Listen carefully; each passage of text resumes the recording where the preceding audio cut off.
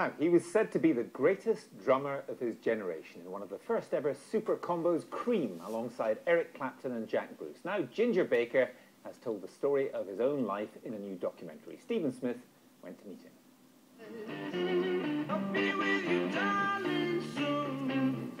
Cream, the first supergroup. Eric Clapton on guitar, Jack Bruce on bass, and in the drum chair, Ginger Baker. When I met Eric, I went, got it. And it was very rewarding, especially the first year or so. Then it started to go all right by these bloody things with Marshall written on them. Amplifiers.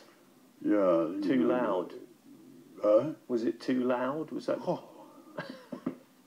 My hearing is damaged today from the last year of Cream.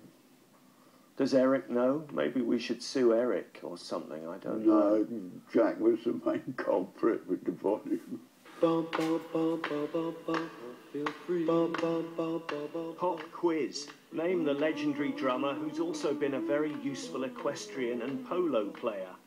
Well, Ginger Baker's not in the saddle so much these days at 73.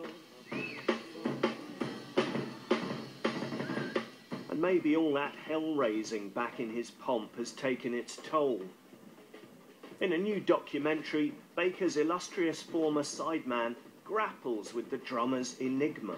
I'm not going to be his doctor in this, or a psychologist, or make a diagnosis. I can't make a diagnosis of Ginger, because I don't... when I was driving in today, I thought, well, do I know Ginger well? Do I? I've been with him in fairly rarefied situations, which have allowed me to see certain sides of him. I probably haven't seen him like you've seen him, because I didn't take the effort, the time, the risk to step into his life. I was only a risk to myself, says our man. Take that time with the glass door in the New York hotel. Anything that happened was always me. I've never thrown a TV out of a hotel window in my life. I walked through the Gorham Hotel glass doors one day, not intentionally, but I went to kick the door open and missed the bar and went through the glass and just walked through the glass. Yes, Ginger's as good as gold, unless you push him too far, as the documentary maker found out. What?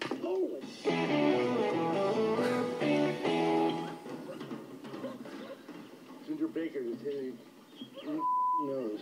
I don't like silly questions, you know, when people say, how did it feel? And I go, I don't know. Okay. Well, how did it feel? No. And they're a four-piece, Ginger Baker on drums, John Mitchell guesting on keyboards, and the Gervitz brothers, Adrian on guitars and vocals, and Paul on bass.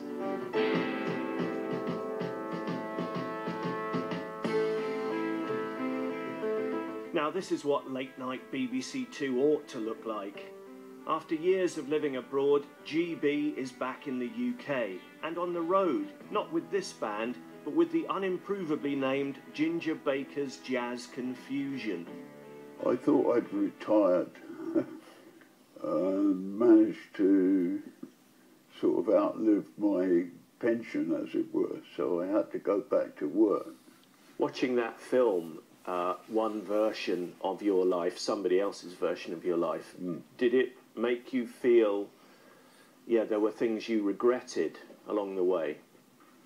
I've got more regrets than most people, I think. Enormous regrets of things that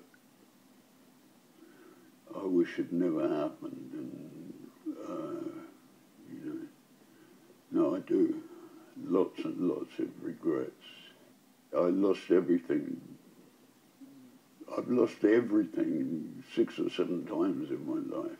But that makes you an incredible survivor, doesn't it? You keep coming back. Yeah. I mean, I think a lot of people would have committed suicide several times if they'd had happened to them what I've had. I mean, when you lose everything, especially when you've worked for years at it, I trust the wrong people. that you really should trust the people that are not always pleasant to you, you know. I'm a mug. If I may ask you this question, how would you like to be remembered, Ginger Baker, when that distant day comes? Drummer.